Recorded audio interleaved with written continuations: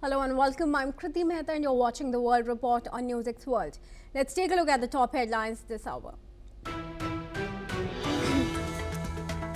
US launches airstrikes on ISIS targets in Syria after death of 2 American soldiers by ISIS on December 13 in Palmyra. US says dozens of targets tied to the ISIS were attacked. Thousands of long-awaited Epstein files released. A US Justice Department published the first batch of documents featuring Bill Clinton and Michael Jackson. Files show little mention of Trump.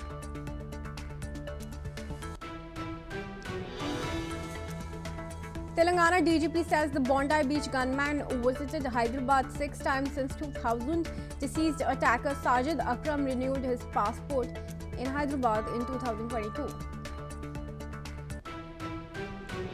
US Secretary of State Marco Rubio says no peace deal possible unless Hamas disarms, expresses confidence that countries will send troops to Gaza force. Meanwhile, Hamas says Miami talks must end Israel's violations.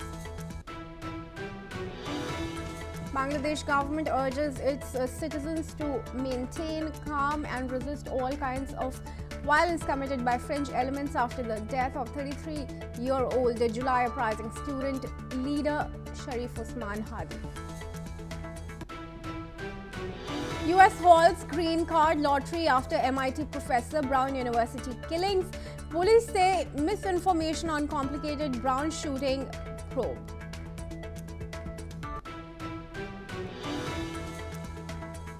Gaza Civil Defense says 5 killed in Israeli shelling of shelter. UN Secretary General Antonio Guterres says the ongoing scale of human suffering in Gaza breaks his heart.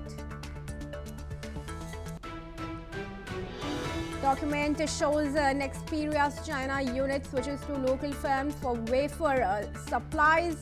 This is after the Dutch firm stopped supplying raw materials after corporate dispute.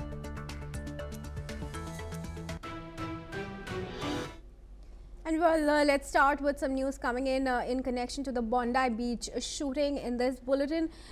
And now, Indian authorities have confirmed that Sajid Akram, one of the perpetrators of the deadly Bondi Beach shooting in Sydney, had visited India 6 times over nearly 3 decades, mainly to resolve family property disputes in Hyderabad.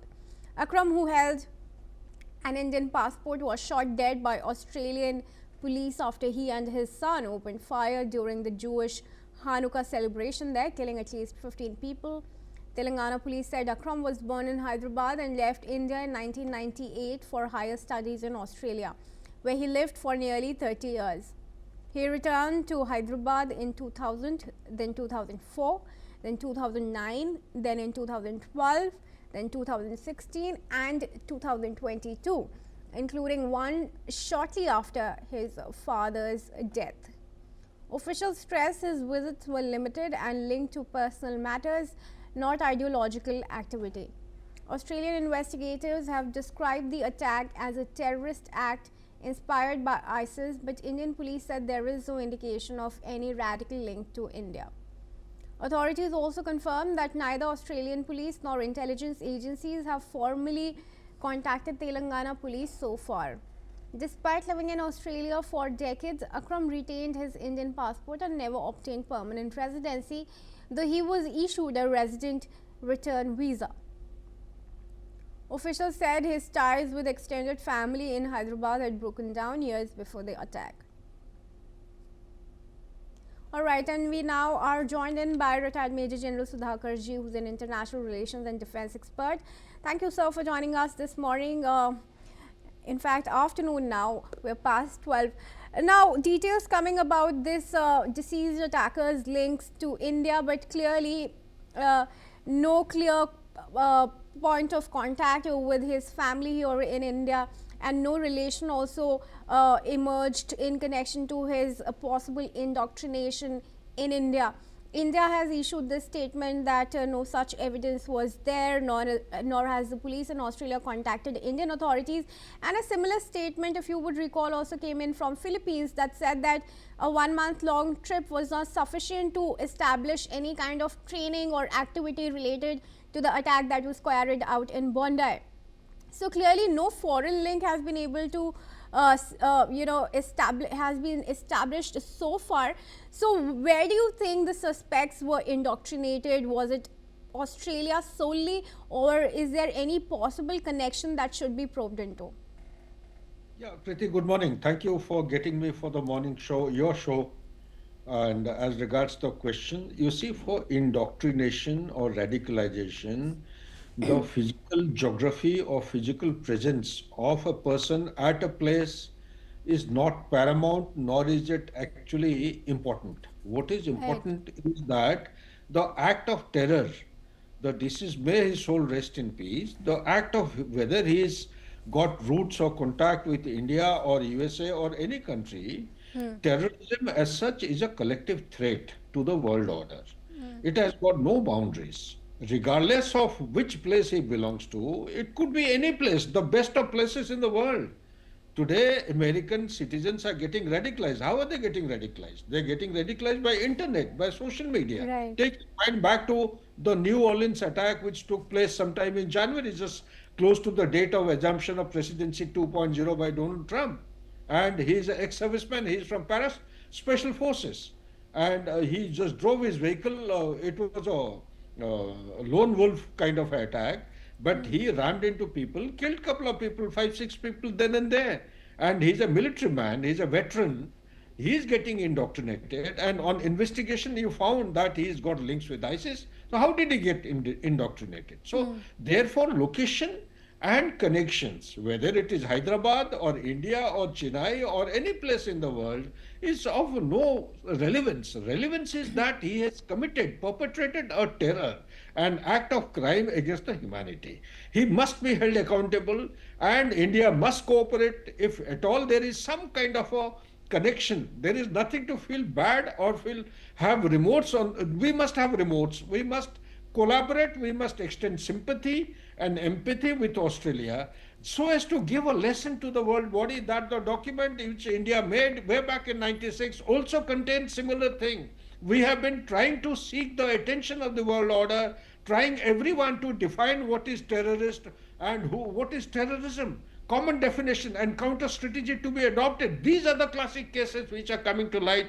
I hope and I pray that the Five Eye countries to start with will come together for a common understanding and to formulate a counter strategy which can be effectively addressed world over, because terrorism does not have any kind of boundary nor barriers to transgress into each other's country and carry out mayhem against the mankind. Right. So, Dhakarji, now you would know that Australia has also recently banned social media for under 16 people. But this was a grown man. So, what efforts should be taken collectively, across the nations, or some options that could be explored to prevent such online radicalization? We also have seen how several countries have fallen prey to online radicalization that has led to these kind of attacks. Take your mind back to India's election 2024, just around Yeah. that election, the world over, particularly USA, had employed Meta and other leaders to carry out fact checking of the internet. And the fact checking is to be done by very experts. And they used to be paid very handsomely by people in Hyderabad, Chennai, and elsewhere in India.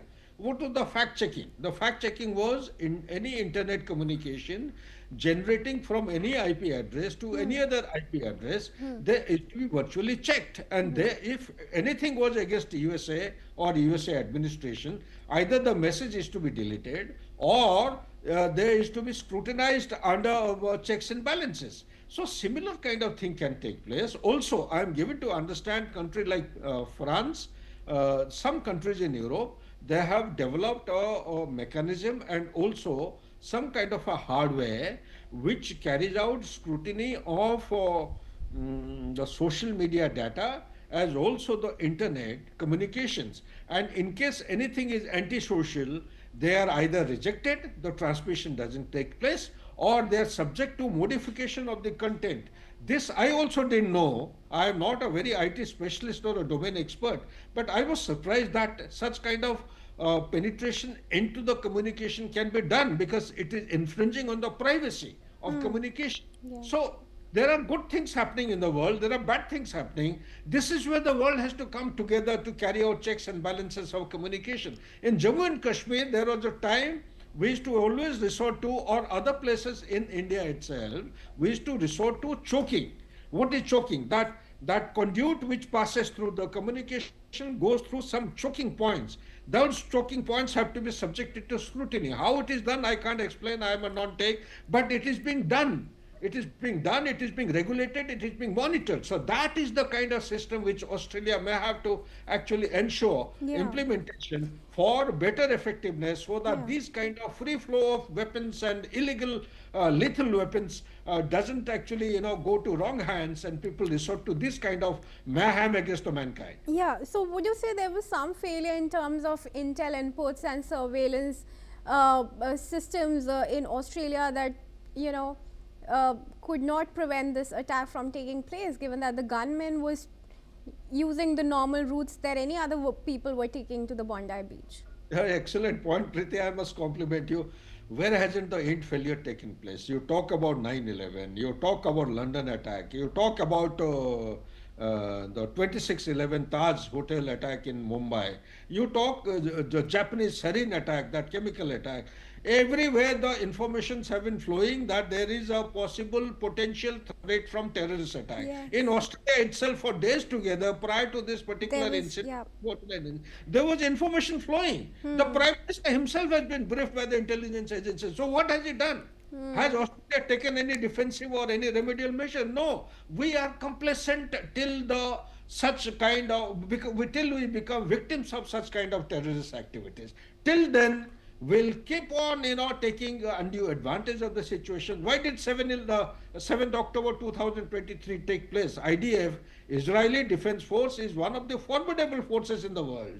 Yet the Hamas non-state actor, they blacked out the electromagnetic spectrum from 6:30 in the morning till 6:55, and they launched multi-domain operations against the formidable army, not in the border, 28 kilometers inside the border. They hit the tactical headquarters, they hit the veterans, they killed people. Why did it happen? Didn't Israel come to know about this? Were they sleeping? So therefore the issue is that if a superpower could be hit and people could bring down the Twin Towers with aeroplanes, but despite the fact that superpower knew that such a thing was actually coming, it is very difficult to actually, despite the fact the intel was there, it is very difficult to pinpoint. The art of actually, converting intelligence into actionable action is a very, very intricate, very difficult task, and it is easier said than done. That is all I can comment at the moment. All right, sure. Thank you very much for speaking to us once again, Major General. And with that, viewers, let's give you some more information now. Hundreds of people are swimming and paddling surfboards of Australia's Bondi Beach now to honor the 15 people who were shot and killed during the Hanukkah celebration last week. Out on the water at the iconic Sydney surf spot, people have gathered together in a memorial circle. Let's in fact listen in to what some of the attendees have said. I think it's an important day for everyone to come back together. On Wednesday, a few of the swimming crews also got together and we got to swim. It's a good way to support each other in these terrible moments. And yeah, as Dan, one of the organizers, said today, this is Bondi. Community, being early in the morning, enjoy the sunrise, do some exercise and support each other, no matter what background you have, what religion and what culture you're coming from. About coming down here this morning, I didn't think I was ready to go back into the water because this is still, people are grieving terribly, grieving that we're still burying bodies. But I just felt it was important because this is something that I do in my life, and I'm not going to let someone so evil, someone so dark, stop me from doing what I do and what I enjoy doing. people want to do something and need to do something. They don't know how to let out their grief. And to be together is such an important way of trying to deal with what's going on. So it was really lovely to be part of it. I personally am feeling very numb. I'm feeling super angry. I'm feeling furious. I feel like I don't know how to let it out. Jumping in the water and swimming, which is not my comfort zone at all, helped. And now moving on, viewers, US Secretary of State Marco Rubio says the current situation in Venezuela is unacceptable and must change. Speaking to journalists on Friday, Rubio said that the status quo with the Venezuelan regime is intolerable for the United States, signaling a firm stance from Washington towards Caracas. He brushed aside Moscow's support for the Venezuelan government, suggesting Russia's backing remains limited as it remains heavily focused on its prolonged war in Ukraine. Rubio's comments underscore growing US frustration with Venezuela's leadership and its political direction. The remarks come as Washington continues to weigh diplomatic and economic pressure while monitoring the role of foreign allies backing the Venezuelan government. Let's listen in. An escalation with Russia with regards to Venezuela. We've always expected them to provide rhetorical support for the Maduro regime. I think they have their hands full in Ukraine. And if he's watching, Sergey, Merry Christmas. But at the end of the day, I expected them to say what they were going to say. The rhetorical support, we understand what that's at. It's not a factor in how we consider this whole thing. At the end of the day, it is clear that the current status quo with the Venezuelan regime is intolerable for the United States. The status quo, that they operate and cooperate with terrorist organizations against the national interests of the United States. Not just cooperate, but partner with and participate in activities that threaten the national interests of the United States. So yes, our goal is to change that dynamic. And that's why the president's doing what he's doing. Change that dynamic, but there's nothing that's going to impede our ability to enforce U.S. law when it comes to sanctions. We're not concerned about that. Sanction boats, we have the capabilities necessary to enforce our laws. We'll have a judicial order, we'll execute on those orders, and there's nothing that will impede us from being able to do that. And our request Irina Sukaman to join us in this discussion here. She's a senior journalist from New York. Thank you, Irina, for speaking to us here at NewsX World. Now, Rubio's statements have almost made it aptly clear that the intention really is to change the regime in Venezuela. Would you want to add to that? Look, I think Rubio's comments are very clear. That option is certainly on the table, but at the end of the day, what the administration cares about is achieving the result. If the Maduro regime follows the conditions that US is putting, I don't think that US would be interested in regime change. If they do not, that's one of the arsenal of options that US is capable of producing to ensure its security. That said, it's also very clear that there is no clear commitment to any sort of full-scale invasion or anything of that sort. There is very likely a plan to continue escalating and putting pressure on Maduro to try to force him into compliance with the conditions. That's not to say that there aren't voices who might consider that the only option for changing the regime is through some sort of a violent conflagration, but as for now, it seems that the US is gradually upping the ante on the pressure without so far crossing the lines of a war. All right, that statement in fact is also coming from Maduro, who says the real intention behind the strikes on the alleged drug smuggling boats is only just to have a regime change, and that's what the motive of Trump now seems to be, with the increased number of strikes and the death toll in these strikes increasing, now mounting past 100. I'm not entirely sure that this is correct. In terms of Maduro's comments, it is certainly advantageous for him to make a claim that the goal is regime change as opposed to behavior change. Quite frankly, for the US, the attacks on boats, if they are indeed transporting drugs, is to disrupt an economic supply chain between Venezuela and other locations um, where those drugs may be headed.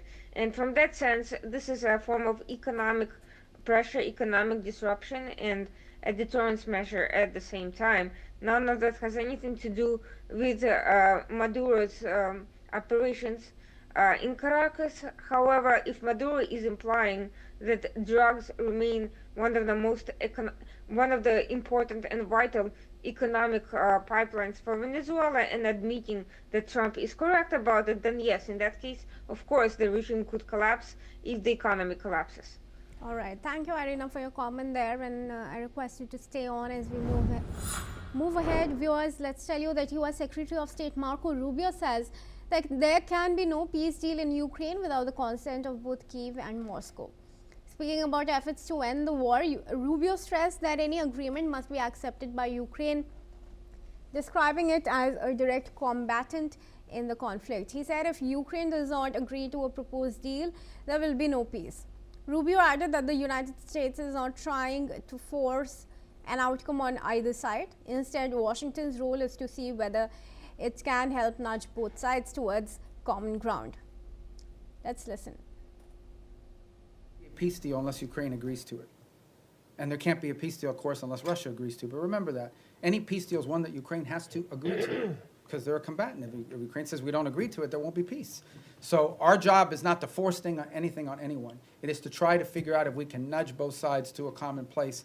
And guys, you know, in a conflict like this, in a war like this, that's not easy. It takes a lot of time. We're going to have some patience with it, unfortunately. Let's now request Irina to join us back into the discussion here. Irina, how do you see the peace talks progressing? Of course, neither side has really come at any decisive step or conclusion. Russia, in fact, particularly continues to maintain its demands and is not ready to budge at all. It's adamant on the question of territory. And that is also very important for Ukraine. In fact, the European Union has now gone on to indicate that it does not need any external mediators, clearly attacking Trump and his team that's going to negotiate the dialogue. So where do we see the talks proceeding from here? At the end of the day, Ukraine has agreed to multiple different peace plans. It has proposed its own peace plan. It has made agreement to significant concessions, such as freezing any discussions about NATO memberships, agreeing to relatively limited security guarantees. But even with those concessions, Putin has demanded absolute compliance with his demands. He has not. He has continued attacking civilians during the talks, which is unheard of, and he has continued demanding concessions that he is not entitled to by virtue of military force. He is not able to take the territories that he is demanding be ceded to him, and this is not a rational stance for anyone really who really cares about ending the war. I don't think Putin wants or can end the war. I think his political survival depends on continuing some form of aggression, be it in Ukraine or should the Ukrainian operations fold somewhere else in Europe. At this point, he cannot go back to the way things were before the war, and he certainly cannot admit defeat. But he needs an excuse to continue hostilities, continue attacks, and this is the only way he can continue to cling to power, quite frankly. And I don't think that the continuation of negotiations under such circumstances is a constructive use of time.